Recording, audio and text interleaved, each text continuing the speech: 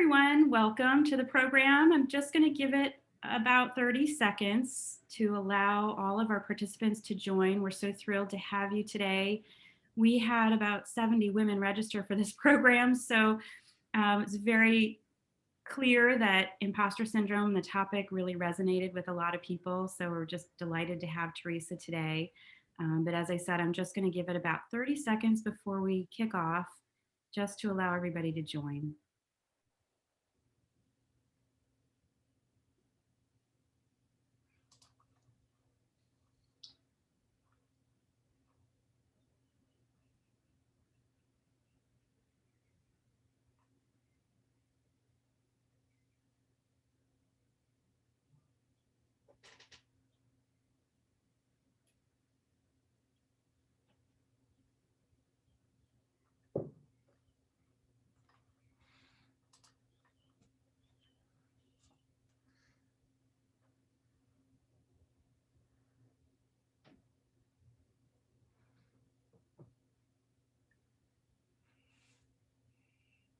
We'll get started in just a few seconds.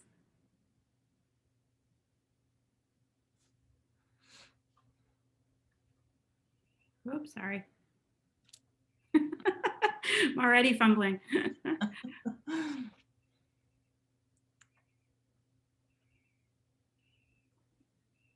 right, I see a few more people joining.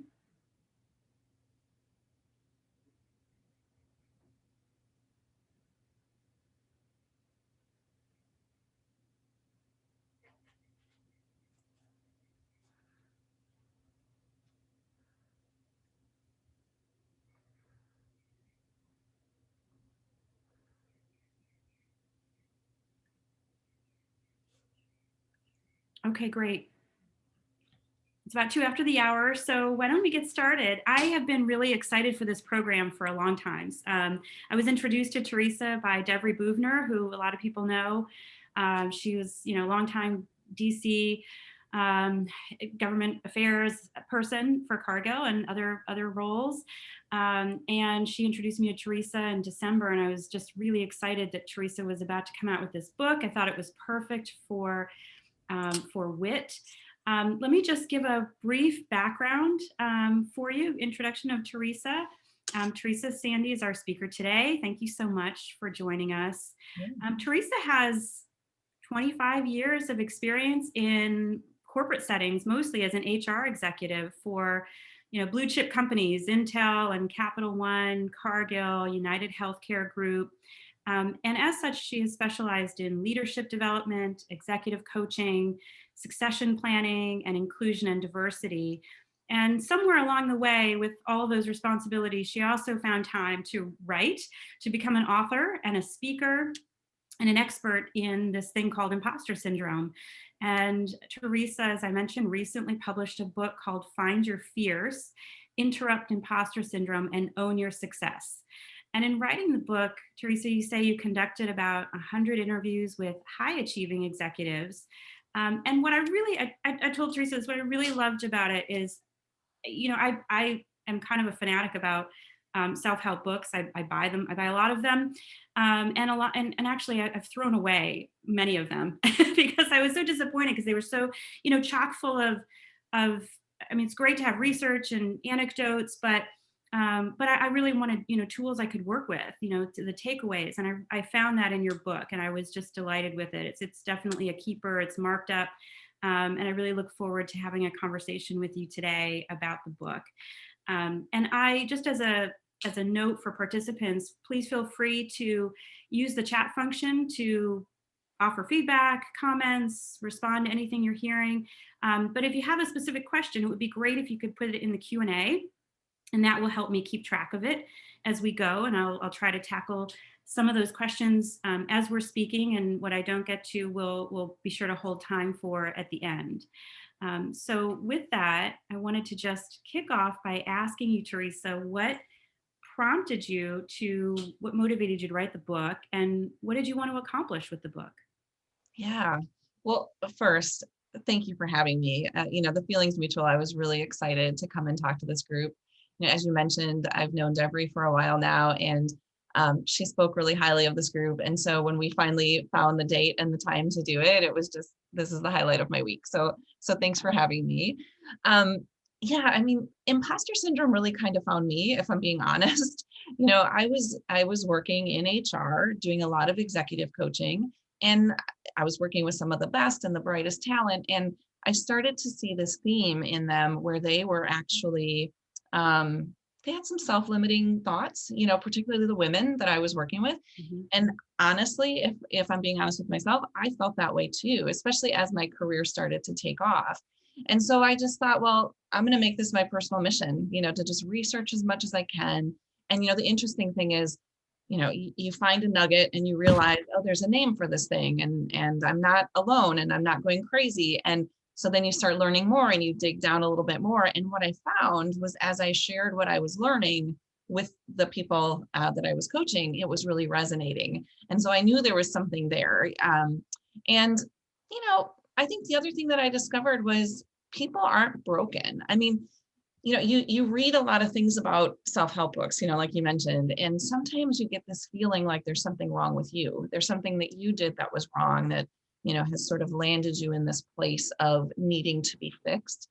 And, it started to become really clear to me that actually the systems that we're a part of is something that feeds imposter syndrome, especially for women or anyone who's not in what I call, the majority, especially the majority of senior leadership and in corporate America, government structures, et cetera. That's still white men. That does not make white men bad. It just means that these systems were really kind of built by and for that majority population. And so then what that means for the rest of us is, we sometimes don't feel like we fit in. We don't feel like there's a spot for us, and that can lead to some feelings of, like I don't belong. Right. Yeah. Well, I was struck. I mean, the statistic you offer is that it strikes about 70% of men and women. Mm. And what I think maybe the misperception is that it might affect people who are kind of on their way up in their careers Mm. mostly.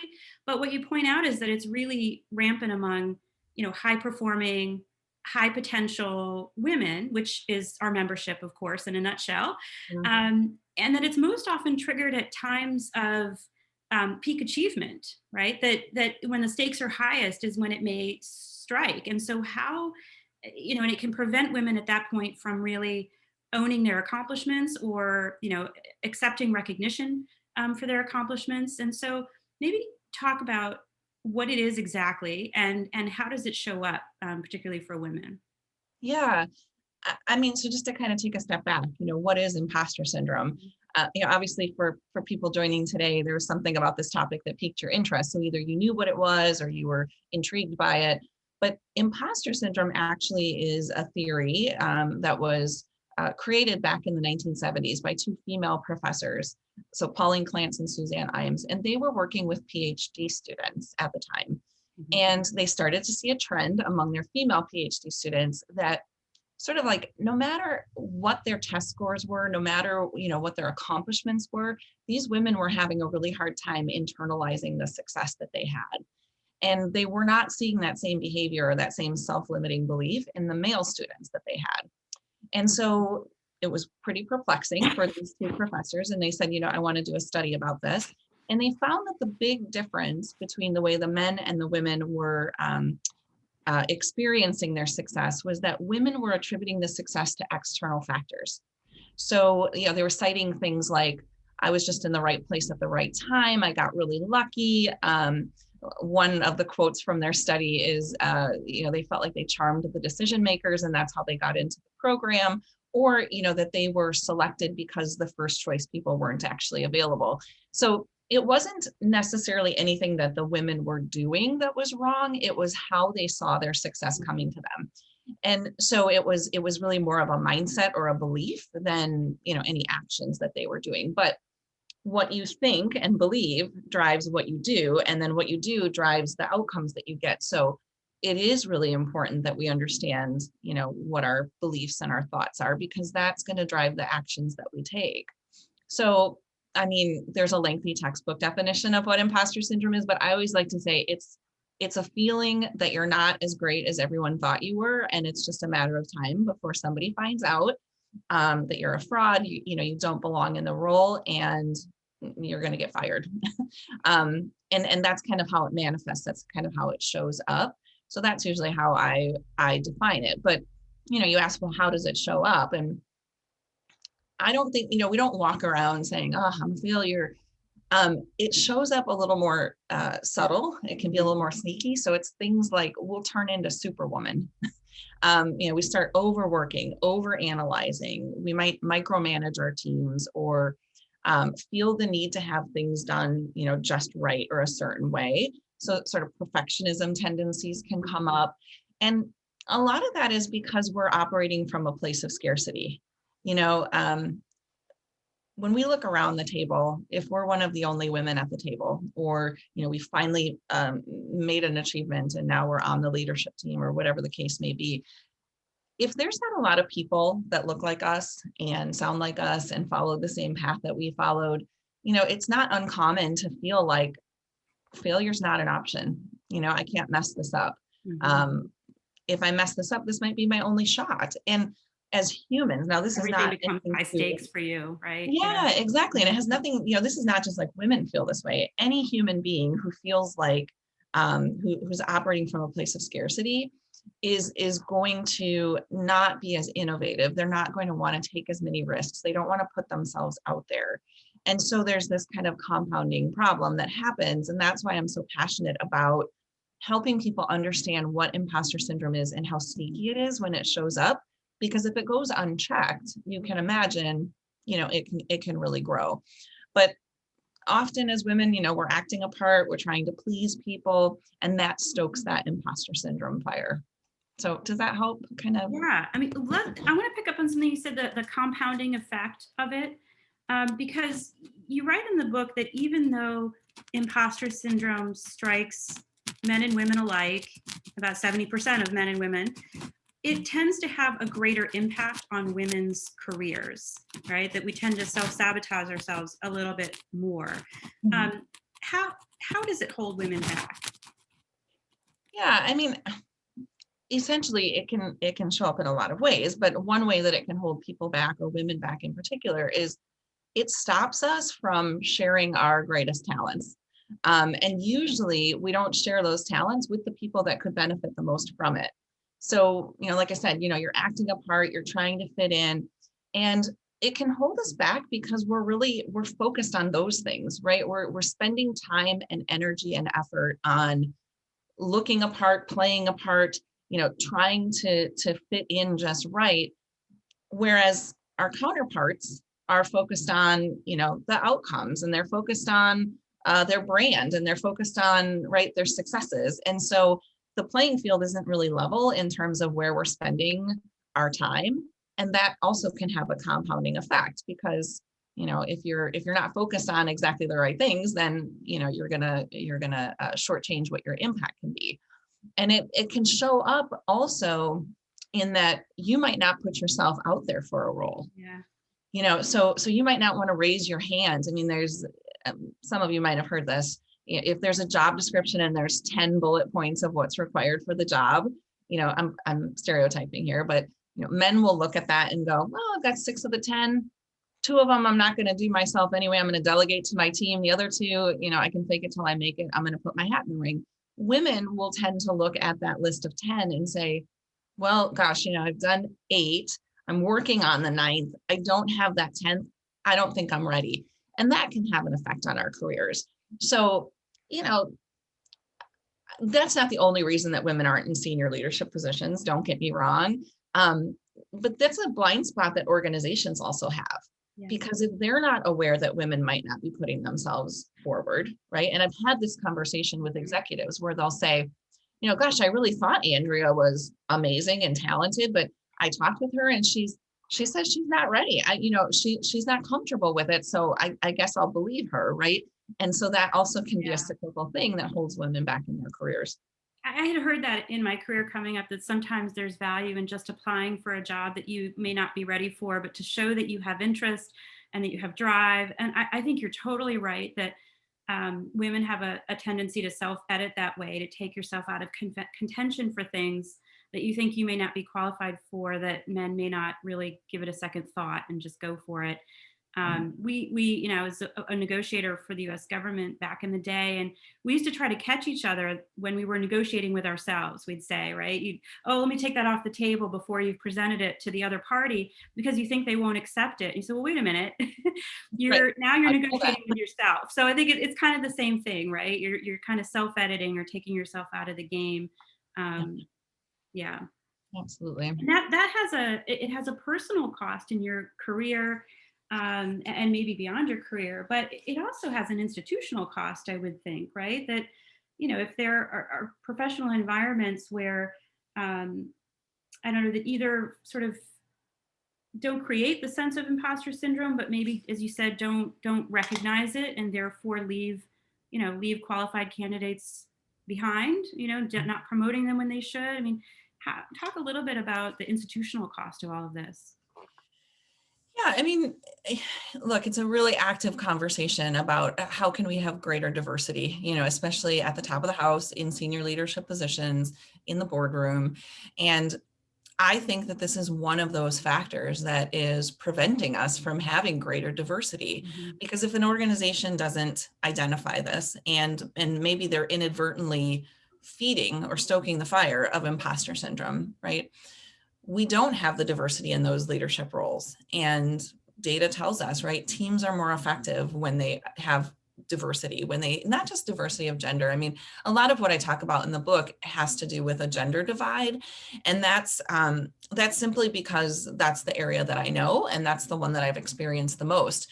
But it's really diversity of thought, diversity of experiences, diversity of backgrounds. And so that is sort of, the quintessential blind spot that organizations have. And when we have that, we don't have diverse leadership teams.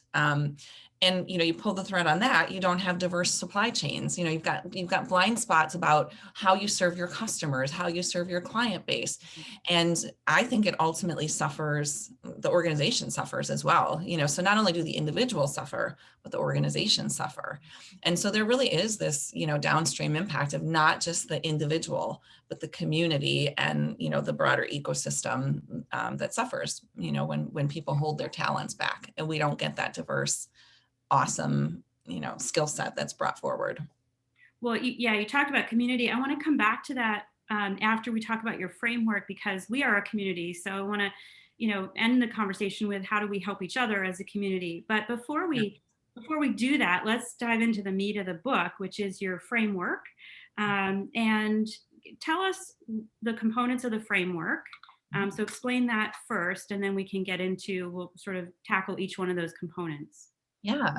So framework is a play on the word framework. So let me explain that. I spell framework a little differently. So it's FRAIM. There's actually an acronym in the middle that's AIM. So the framework, and that acronym stands for three things. The A is awareness. And awareness is the most important step in anything. Once you know something, you can't unknow it. So I actually spend a lot of time either with, teams or individuals that I'm coaching to really unpack what is imposter syndrome, where does it come from for us, and how is it showing up? That awareness is a really important foundational step. So the book is divided into these three sections as well. So we start with awareness, and there's, a little bit more of a history lesson, even more than what I gave you here to start, but of what imposter syndrome is. And then we move into the next two phases. And these go together in that it's an interrupt phase and a momentum phase. So awareness, interrupt, momentum, that's the aim. So think of interrupt as short-term, quick reactive fixes, sort of in the moment. You have an imposter thought that pops up, and you have these techniques that help you to interrupt that thinking. And if you can shortchange that thinking that's not serving you, that's going to help you with the next step that you take, whatever action and outcome that you get. Whereas momentum is, I call that longer term or deeper work. So you're really investing in yourself, and you're understanding more about your motivations, your blind spots. You're really doing the deep work. So people say, well, if I do the interruptions and I do the momentum, does that mean I will never experience imposter syndrome again? I actually can't guarantee that because, like you said, imposter Hopefully syndrome can find yourself strike. in new, bigger situations, right? So that's, Exactly, yeah. exactly. And with this audience, like you said, high performing, high achieving, you're successful now and you're going to continue to be successful. So the chances of imposter syndrome popping up when you're in that new, like bigger, successful position, it likely will happen. But if you do this work, the interrupts to stop it in the moment and the momentum to kind of build that strong foundation within yourself, it minimizes the impact that imposter syndrome has for you over time. So it doesn't guarantee it won't pop up, but what it does is it helps you with how you react when it does pop up, and then you don't suffer from it as long. So that's really what the framework is about. That's how the book, is structured. As how we spend time on, and yeah. So that's framework. So how important is it to be, before you get to this moment where you realize you're in it and you can deploy an interrupt technique, how do you begin to get more sense of awareness about whether it affects you and how it's affecting you? Yeah. So one thing that I often get the question is what's the difference between imposter syndrome, feeling like a fraud, feeling like you don't belong, and self-confidence? Hmm. And they're actually not interchangeable. Now, confidence can play a role with imposter syndrome, but imposter syndrome is not, singularly driven by one thing. Hmm. So that awareness is really important because we all have moments where I don't feel super confident or whatever. But what I've observed is that a lot of the women that I'm working with in particular, they're extremely confident. And yet you can have this feeling of, oh my gosh, it's a matter of time. They picked the wrong person. So it does get confusing. It can get kind of balled up in our head. And so it's important to understand, when you're having a bout of self-doubt versus when you really feel like, I don't know if I belong here. And what you do as a result is different, right? So uh, and it comes from a lot of places, and that's why the awareness piece is so important. We've talked a little bit here already today about our organizational cultures and how that might feed imposter syndrome, but it can come from a lot of places. So like our upbringing, our societal norms, expectations that are placed on the different genders or on different roles that we play in our family. And it's usually pretty subtle. I always like to tell the story of, growing up, my brother and I were told you could do anything. My parents were extremely supportive of both of us. And but the messages were a little bit different. We talk about this a lot now, my brother and I. So my brother was also told, you're going to have a family someday. You'll need to lead people. They're going to count on you. And sometimes you got to be prepared to like fight for what you want. And when I was told I could do anything and be anything, I was also told things like, um, work to be a Swiss Army knife if you can, right? See how you can be the most helpful and add value for people. Make things easy for other people if you can. And those are good messages. There's nothing wrong with those messages. However, it didn't really set me up to be fierce either, right? And to, sort of fight for what I needed or whatever. Sorry, mom and dad. I don't think they meant to do that. But the reality of it is that those messages can be really subtle. So with the awareness piece, it's understanding how it could come from childhood. It could come from our family. It can come from our leaders in an organization and all the way up and down that supply chain, if you were, if Yeah. you will. I liked how you talked about having a growth mindset. A lot of us in our field, we travel a lot. We travel internationally, and the minute you step off the airplane and you get into a taxi cab, you're in a new land and you're interested in observing everything. And I sometimes I think I adopt that mindset, like for corporate land. Now I'm in a boardroom, I'm in corporate land, Yeah, or I'm in an NGO meeting and I'm in NGO land, and I'm an explorer and I'm, a tourist here. And I try to adopt this mindset where I'm, it's not to avoid the sense that I don't belong. It's like, well, I'm a tourist. I'm learning. It kind of helps me get out of myself, my own head. that's it's actually a great way to think about it and a great way to make sense of it in your mind, because like you said, you know, the reality is we're all tourists. Nobody shows up, knowing how to do all of this stuff. Men, women, doesn't matter. It's what we do to either internalize and own our success and say it's okay to have that beginner's mindset, or oh my gosh, this might be my only shot, I have to know everything, right? And those two mindsets set us up for very different actions that we're going to take. But I love that. I love the thought of thinking of yourself like a tourist in the boardroom. Well, and you said action. So I mean, one thing that you say in the book is that, and we know this intuitively, negative thoughts can lead to negative actions, positive thoughts can lead to positive actions. So let's get into some of the techniques you have in your book for disrupting these feelings of fraud, and kind of especially jarring ourselves out of it right at those moments when we need to perform. What Yeah. are some of the things you can do to really, the short-term fixes to interrupt the negative thinking? Yeah, well, you know, this is essentially why I wrote the book. When I first started, when I was coaching people and started naming imposter syndrome, I found some research and I found some things out there about what it was, but I didn't find a lot about what do you do about it. Mhm. And like you said, I did a lot of interviewing of people and I talked to a lot of different people. And what I asked them is, can I share what you've tried that has worked? And so some of the things in the book, I know you've read it, Andrea, but there's some really funny stories in there about people, when they're on that sort of rumination wheel, they're overthinking and they can't get out of it, right? Yeah.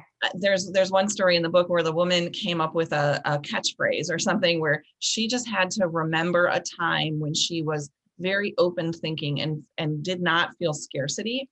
And she remembered this time where she was walking with her daughter and her daughter was wearing a shirt with a pineapple on it. And that pineapple symbol for her really made a difference. And that was her like keyword. That was her interruption mode word. And so, when she's on that hamster wheel and she's sort of awfulizing a situation and saying, I don't belong. And, what if they find out I'm not as great as they thought I was? She'll actually say to herself, pineapple, pineapple. And it kind of snaps her out of it, which is silly. Pineapple doesn't work for me, but it works for her. But you kind of get the gist of the importance of you got to figure out what's going to work for you and what's going to snap you out of it. So Yeah. so in the book, I do talk about different techniques and things. So interruptions are like, think of it like a leaking faucet. There's water coming out of it, and when you fix that leak, it literally stops the flow of water. So when you're thinking about your interruption techniques, you're trying to stop the flow of this voice in your mind, right? The negative thoughts, and trying to really interrupt that. So a very simple, but it's probably my favorite interruption technique is called, what if that's not true?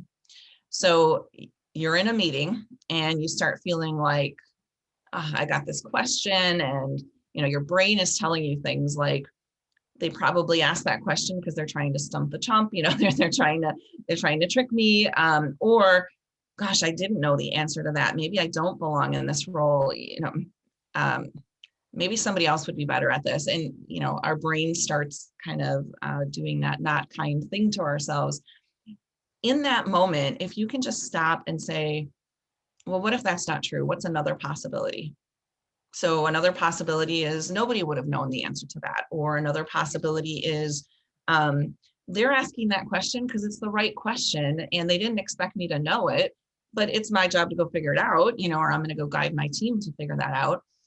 And it sounds so simple, almost elementary, really, but we don't do that, right? We don't give ourselves that gift of just stopping for a moment. Instead, it's like misery loves company. So we kind of almost jump on that bandwagon, right? We start going, yeah, I'm an idiot, or, um, I don't belong here, right? We convince ourselves of that. Yeah. I mean, you might take it, as you said, you might take it as like a judgment instead of just a question. Exactly, which is another one of the tips in the book. So it's taking a situation, let's say after that meeting, you take the situation and you reflect on it just briefly. It doesn't have to be very long. And I would encourage you to do this. You write down what is fact versus what is judgment. So this is more of a what is true. The first one was, what if that's not true? That's an interruption. So this one is, what is true right here? And that allows you to take that emotion out of the situation And you can say, okay, so what actually happened? I got a tough question. I didn't know the answer. The judgment that you applied was you're an idiot. You should have known the answer. Clearly this means you don't belong, right? That's the emotional interpretation, and that's the judgment. And the judgment really doesn't serve us. The facts are what serves us, because now you can take objective actions based on those objective facts. But our brains, like I said, they just don't tend to want to do that for us. You need a little space in between when it happened and and really evaluating it for what it is. I mean, it's such a simple thing. I think I told you this before, that for me, when I'm in a meeting, for example, and a man usually has sort of put me on the spot in a way that was sort of intentional to make me feel uncomfortable, I will sometimes just take a moment to breathe deeply, Yeah. just to interrupt, like you said, the adrenaline flow, just to calm and get recenter. And you talk about that, kind of taking a pause. Yeah. Yeah. And pausing is one of the most powerful tools that we have at our disposal. And people really don't notice that you're doing it. I Mhm. mean, as humans, especially in our jobs, In right? a I way, mean, it could look exceptionally thoughtful. well, Which and is that's the something thing. really As important if you're pausing. as a recipient, as somebody listening to us, having room to allow our brains to just sort of digest what I heard is a great gift, actually, and it's very powerful, and it puts you in a position of power. But as humans, we feel like, oh, I got a question, I have to respond. I got a request, I have to react. And the reality of it is that on the other side of the table, a pause is actually very welcomed. And it puts you in a position of just gathering your thoughts for a moment and really thinking through what you want to say. Mhm. And I mean, this can be like 10 seconds, right? 10 seconds. We're talking, it's Yeah. going to feel like an eternity for you because you feel a little bit on the spot. But the more you practice pausing, the more powerful it becomes. And the more having that little bit of room without filler actually serves everybody around the table, including yourself, and probably most importantly, yourself. Yeah. One of the I wrote down a quote, because you say that you want to stay in the part of your brain that's able to think in expansive and innovative ways. Yes. And I love that, because I think that's both. It's helping you be present in the moment and refocus yourself, but it also is, allowing you to be the creative, you know, contributor, right? That we know ourselves to be. Which you all are, right? Again, that's why this is such a systemic thing. You wouldn't be in the positions that you're in if you weren't Right. naturally creative, resourceful, whole, innovative, right? Smart, all of those things. Work is not a charity. We don't just land here, right? I mean, so you've earned this spot that you're in. And yet sometimes you just have to pause for a minute and allow that to kind of sink in, which is one of the other interruption techniques that I encourage people to do. And that's keep a running list of kudos. That's what I call it. So in the moment, somebody sends you a really nice email after a meeting and says, Andrea, you did a fantastic job, moderating that session, which I'm sure you're going to get emails about this today. And so you get that, tuck that away for a moment. Somebody gives you a call or in a quick coffee chat, they're like, wow, you really handled that situation amazingly. Or could we set up some time? I'd like to learn from you about XYZ. Don't gloss over those things. Those are data points of how successful you are and the value that you add. So the reason I'm going to ask you to do that in the moment is then the next time that imposter voice pops up, right? And you're maybe doing the fact versus judgment and you're saying, do I belong? Am I good enough? Am I supposed to be in this role? Just open that file up and read a couple of those emails. I mean, first of all, it's going to put you in a great frame of mind, but it's such a great reminder when you need it the most that you're talented and you belong there, and that you're adding a ton of value. I had someone tell me, oh yeah, I have my feel good file, but to be honest, I never open it up. so so yes, build it and read it. Yeah. So Maybe it's that's also a reminder to, for all of us to compliment each other more. yes. You know, if somebody does a Yes. good job on the spot, compliment them. Yeah. Yes. I mean, and that's something that, I think we'll talk about when we talk about community. This community Yeah. in particular can do this for each other, but you know, find that crew that you have and really think about how you can support them. And when you need support, ask for what you need. More times than not, when you get a request and someone says, you know, hey, Teresa, I need something, or Andrea, could you do, we're very happy to do that, right? If it takes 5 minutes of my day and it helps you, of course I will do that. But if you can offer it without the person even needing to ask, I mean, that just puts such a pep in the step. And, you know, as they say, compliments are free. You know, so sprinkle it around like glitter, right? I mean, it has to be genuine, it has to be meaningful, but it's a very small thing that we can do for each other. Yeah, it's nice. Well, Mm. I mean, so these are in the moment techniques, and they're all really important and useful, and you should, everybody can do this today. Yeah. But the longer, harder work is changing your mindset, right? um, Sort of trying to catch yourself, I mean, break through it so that you can open yourself up to new opportunities, you're not holding yourself back, that you can cope in the moment, or you can be your best self in that moment. But it takes work, right? And you call it momentum, I think, for a reason, because it's not a one-time thing. It's like you need to keep doing it, and it takes repetition and routine. So talk a little bit about this concept of breaking habits and building new neural pathways, and how you build that momentum over the long run for yourself. Yeah. Well, so interruption is like a band-aid, right? It affects the symptoms. And momentum is about going deep, getting to the root causes. And I had someone ask me the other day, they said, okay, I got to the momentum section of your book. Is it ironic that the momentum section has way slowed me down? You know, I was clipping along, I'm reading the awareness, I'm doing the exercises, interrupt, and all of a sudden I get to momentum and it's taking me longer to get through this part of the book. And I kind of chuckled and said, well, that makes perfect sense, right? Because now you're really doing the deep work. But I said, I promise you, it is going to help you form those new habits, those new beliefs, those new ways of thinking. So it is just a funny thing though, when you get to that part of the book, it does kind of slow you down because it challenges what you have told yourself to be true. So Mhm. now, you know, you're building new neural pathways, and that is absolutely possible for humans to do that, but it doesn't happen overnight. It doesn't change overnight. So a couple of the techniques in the book that we talk about, one of them is just, I'm going to put it in a broad umbrella of mindfulness. Mhm. You know, so just ways to get in tune and be really mindful about what you're thinking and what you're doing. So that can be techniques like meditation, if you like meditation, reflective inquiry, journaling. You know, one of the things that I really encourage people to do throughout the book is to have a really nice journal, because I'm gonna ask you to write a lot of things and reflect on a lot of things, because that's where you're unpacking and you're saying, okay, where does this even come from for me? And that's how you're going to get to this deeper momentum. But one specific technique of mindfulness is something called box breathing. I don't know if you've ever done box breathing or not. Um, Sure. Maybe I have, and I didn't know it as box breathing. So what is? yeah, Yeah. yeah, it's possible. I mean, if you look up box breathing online, I think the Navy SEALs do it. Professional athletes do it. Box breathing is essentially where you breathe in through your nose for a count of four. You hold that breath for a count of four. You exhale through your mouth for a count of four, and then you hold that breath for a count of four. So that's kind of the full box. Mhm. It's four counts, four counts, four counts, four counts.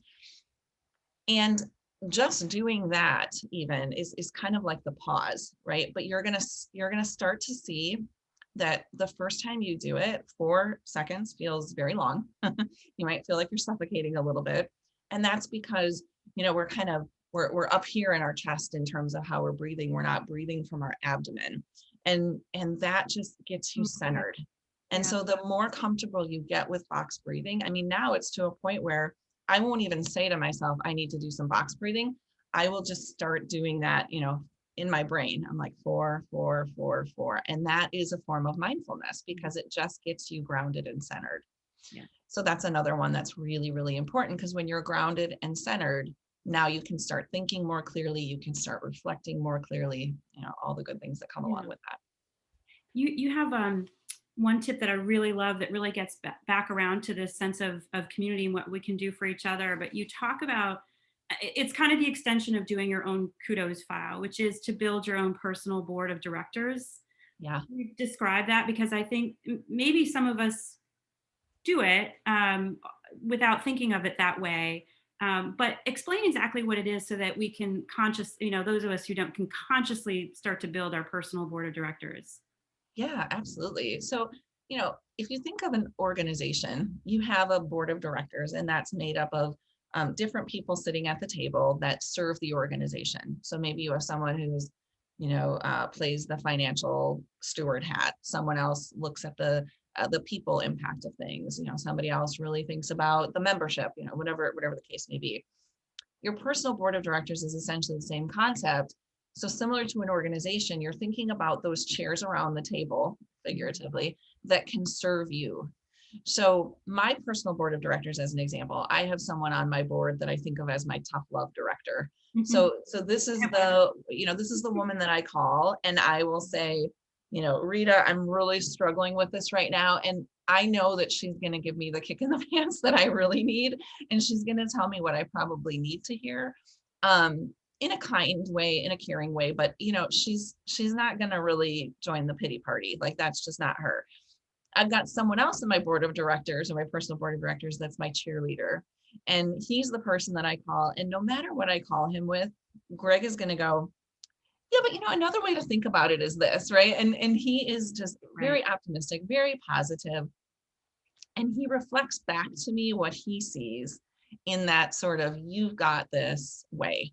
And so your board of directors, it's you're going to need different things for different Yeah. scenarios, and so it's really personalized.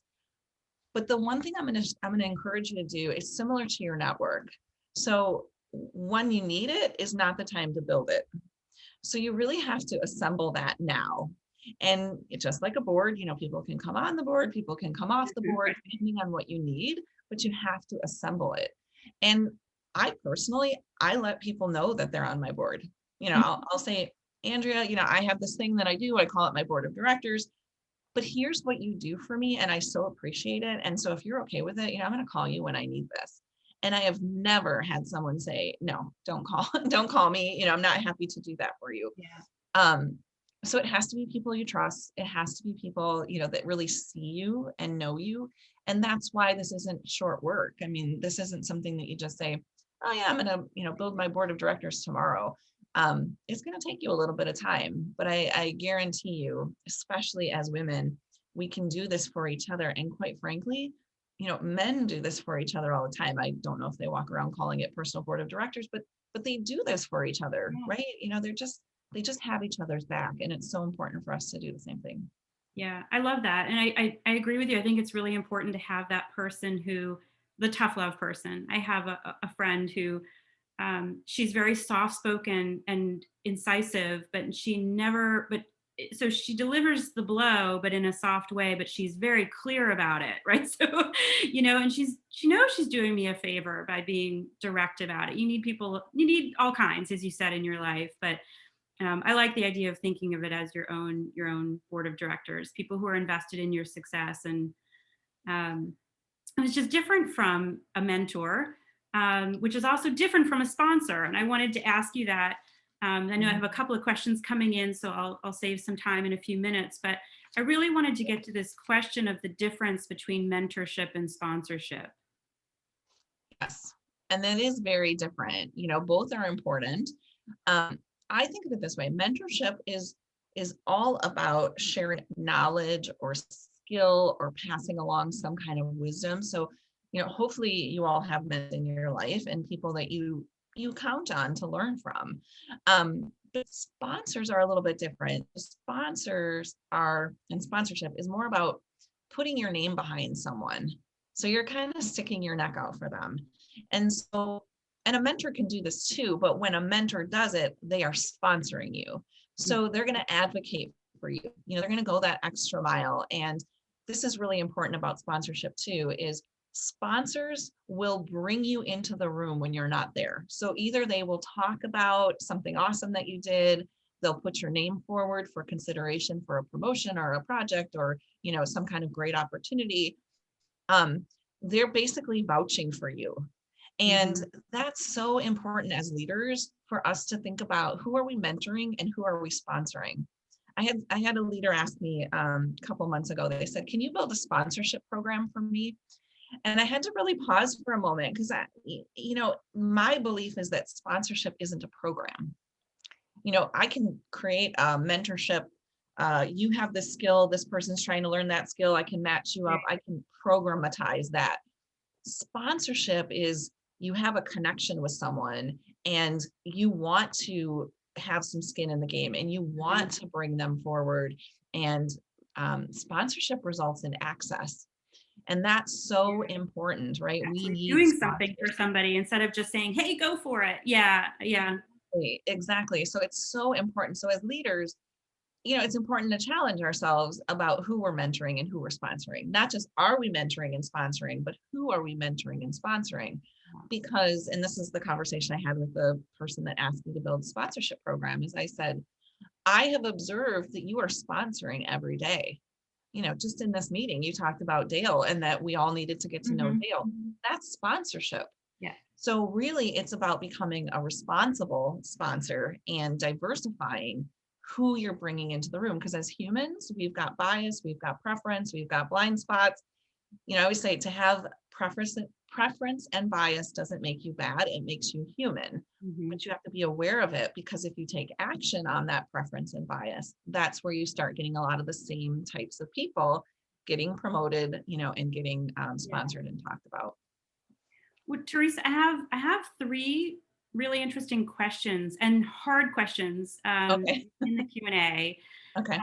and I think I might turn to at least one of those at the moment. Okay. Just so I'm paying attention. Everyone's typing away, and they're all long, so they're very invested in these questions. Okay, great. Okay, this is the first one. I started a new job during the work from home lockdown period, and I feel like all of the virtual onboarding environment has exacerbated my feelings of imposter syndrome and confidence. Although she says she's learned today that those are not necessarily interchangeable. So she says, do you have any thoughts on tackling imposter syndrome when you're in a new, unfamiliar environment and might not yet have a strong support network inside the new organization? Yeah. I mean, so this is going to sound kind of simple, but start building it. It's not going to help you right now, right? That's not going to be an interrupt, but start building it. Don't shy away from it. Sometimes when we feel new and we feel our least comfortable, we don't take the steps and the actions to do the thing that's going to support us down the road. So that'd be my first piece of advice is to start building your relationships and your network so that it will help you down the road. Mhm. Um, gosh, I have some questions about this, and I don't know if there's a way really to have a dialogue about it, but I guess I'm curious, what about this new onboarding has helped you or made you feel less like you belong? Because one of the things to be really clear and understand and to unpack is a lot of times what organizations do is actually not about you. So there are systems, and systems can feel pretty heavy on us. Um, so as much as possible, I'd encourage you to unpack what is it about that environment that's making you feel like you don't fit in, like you don't belong, and it's amplifying that imposter syndrome feeling for you. And then figure out what part of that really is about you and what part of that is about the organization, a blind spot, something they inadvertently did. They maybe left you out of, one of the classic things when you're new, you get left off of meetings all the time. And you're Yeah, like, people just don't know oh my yet. gosh, what does that mean? Right. And Until you so, start getting put on everything. So it's like a problem until it's yeah, a problem initially and then a problem later.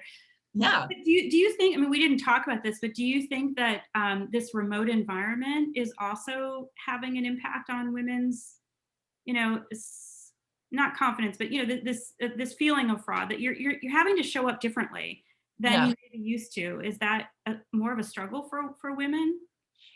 It's The interesting. remoteness of it? I don't have any data on this, like, empirical data, but what I can tell you, what I've observed in people that I'm now, coaching, for example, over Zoom and things like that. you know, I had a woman tell me this the other day. She said, I looked really nice on this Zoom call, but you couldn't tell because all you saw was from here up, and I looked like I was wearing pajamas. But my counterparts show up, and all they have to do is wear a button-up shirt, and they look very professional. So something as simple as our attire, right? Our dress, Mhm. it can make us feel like we don't fit the norm, right? Like we don't, and so again, it's sort of like we try to overachieve, we try to overthink it, overanalyze. Well, what am I going to wear on this call? What am I going to do? And so I do think that that's a little bit harder on women in particular. And honestly, I think that was hard on women when we were going into the office, when we were, Because you couldn't see yourself. I mean, this is way off script, but personally, I'm not in my head when I can't see myself. But on you're not Zoom, I'm staring at in my yourself head all the time because I have to look at myself and I hate it. completely. Completely. It can be very distracting. Yeah. So, I do think that the remote environment has been challenging. And that's why it's probably a longer answer than we have time for. But I think, it also ties into what relationships do you already have, right? So for the person that asked the question, you're new. So you don't feel like you have a lot of people that you can confide in right now within the organization or even ask, like, that felt weird. Is that normal? So you're trying to look for data points to normalize what you're experiencing so that you can then say, okay, is this about me or is it about the organization? And that's what's tricky. Right. Right. Oh my gosh, I love what someone just said. Pro tip, if you get nervous, remove view of yourself on Zoom. I think that's such a great Oh, I like tech. that. I think I was missing some of the chat. Is that in the chat? That's awesome. Yeah, yeah, it's great. Very Thank cool. you for that. Yeah, I know. I should definitely do that. Forget the hair out of place. Stop worrying about that. So a couple of other questions are I look on two ends of the spectrum on this diversity question. So one person who's writing in is worried about whether they're asked to speak on panels, for example, to check the diversity box and how, Mm. so I'll read the question. The other one is kind of the opposite, which is someone who doesn't check the diversity box and wonders if they've had privilege Wow. along the way and how do they feel about that. So the first question is that sometimes it may be in your head, the imposter syndrome. But there are other times when people can perpetuate those feelings. And she talks about the recent quote from the unfortunate quote from the Olympics chief, Mori, who recently said that women's speaking time at Olympic committee meetings should be more limited because we talk too much. Mhm. Um, and with the intense focus on diversity and inclusion, she says it's easy to wonder if you were asked to speak on a panel just to check the diversity box, since you're the only woman in a panel of all men. How do you recommend we give ourselves a pep talk when we worry that that maybe have been the case? Yeah. I mean, so it's totally normal to feel that way, right? You could feel that way in your day job if you're the only person sitting around the table that looks like you. Um, so if you get asked to be on a panel, a couple of things that you can do. Instead of saying, well, why did you pick me? Or what would you like me to do? Instead, it's what value would you like me to highlight? Mhm. Right? So it's getting very clear that you are approaching this panel from the standpoint that you have a valuable point of view to share with the audience. So, knowing that, what value would you like me to bring forward today as I'm joining this panel? And that kind of helps you understand, like, what is it that they were hoping to get? Now, the answer will be very telling, right? If all they want you to do is talk about, um, oh, how hard it must be to be a mom and juggle different things, right? Okay, well, that's a perspective that I can offer, but now you're kind of wondering, is it just because I'm the only woman that I'm going to talk about, being a mom and a professional and a whatever? So the other thing that I would ask you to do is you get to write the rules a little bit. Yeah. So what value do you want to bring forward? And how do you want to show up on that panel? This is it. How do you want to show up? That's right. Exactly, exactly. So I think it's partially, understanding um, what they were hoping that you would bring forward in the first place, and then you determining what you want to bring forward and kind of writing those rules. Yeah, I think that's right. And then there's, I guess, on the, I said on the opposite side of the spectrum, the question is, can you, or request, can you speak to the intersection of imposter syndrome and the concept of privilege? I've struggled with imposter syndrome even more as I've grappled with my privilege as a white woman. How do we own our success while also not dismissing the reality that racial or socioeconomic privilege may have contributed to that success. Yes. Like, do we, do we own our success? Or how do we Right. overcome that self-doubt that maybe we didn't earn it? Yeah. So I think this is a great question. And I would answer it. It's probably going to sound like I'm talking out of both sides of my mouth, but what I'm going to say is, as a woman of any color, you have been marginalized, especially in organizations that are primarily male. Um, so that's the first thing, kind of full stop. As women, you have been marginalized. Now, when you take the category and now you start parsing out types of women, right? And that could be white, black, brown, right? Different backgrounds. It could be, a trans woman. It could be, lots of different definitions of women. And I would say in that category of women, white women have had some privileges and some advantages that we know that women of color have not had. And so it's about saying, I need to understand that I am in this sort of, marginalized group, and you just need to like wrap your head around that. And that means you have had to overcome certain things. And then you double click in and say, and some of it has allowed me privilege. And with that privilege, what I would do with that is I would turn around and say, who can I help with that privilege? Yeah. Right. And so whenever I have a conversation about privilege, I always try to turn that P word privilege into a P word power, which is, so there have been times where I have not felt power because I was a woman. And there are times when I have been given power or privilege. And now what am I going to do with that power? How am I going to use that for good for the others within the group that I know are also marginalized?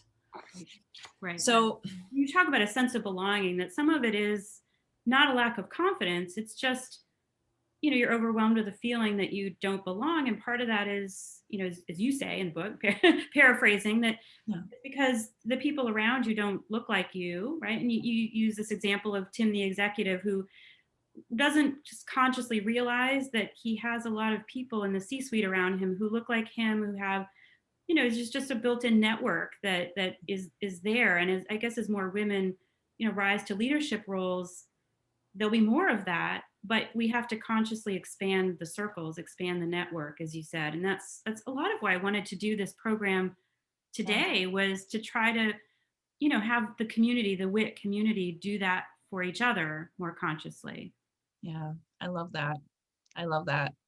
So I hope that helps. I mean, you're right. These were amazing questions. And any one of these questions could be like a webinar in and of Yeah. itself to just unpack. And what I would say is, you all have some of the answers too, right? I mean, you have your experiences, you have your knowledge and your wisdom. And that's the other thing that we can do for each other as community, is to say, hey, as a white woman, I'm kind of grappling with the fact that I have privilege that you might not have. Let's talk about that.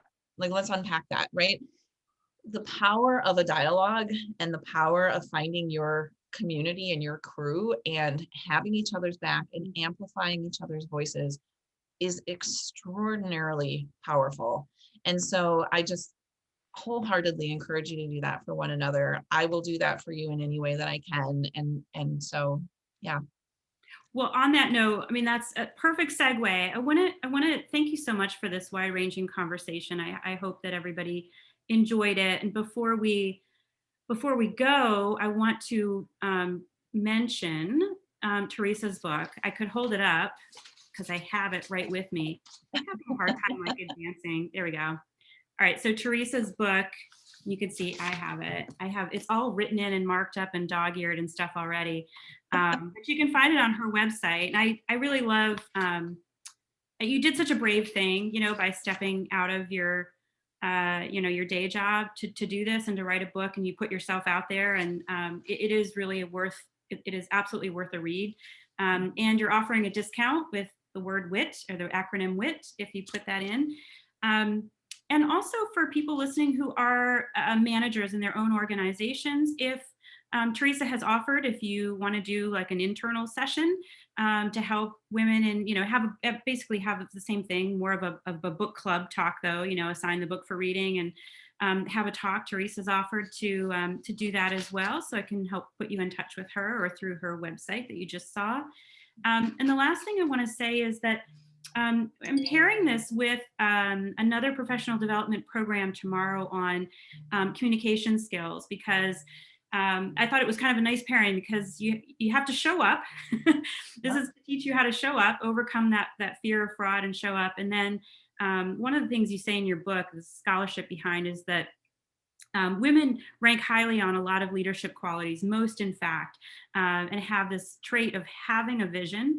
But the key is to be able to communicate your vision to others. And so that is what tomorrow's session is going to be about. So I hope that many of you who've joined today will join us tomorrow as well. And I thank you for joining us today. Thank you so much, Teresa. It was a wonderful conversation and I learned a lot. Thank you. It was great to be here. And if people have additional questions, want to reach out, I would love that. I'm happy to connect in any way. Wonderful. And we'll make the recording available. So if you have friends who missed out and you want to recommend it, we will post it to the WIT YouTube. So thank you, everybody. Have a great day. Thanks, Teresa. Thank you. Bye.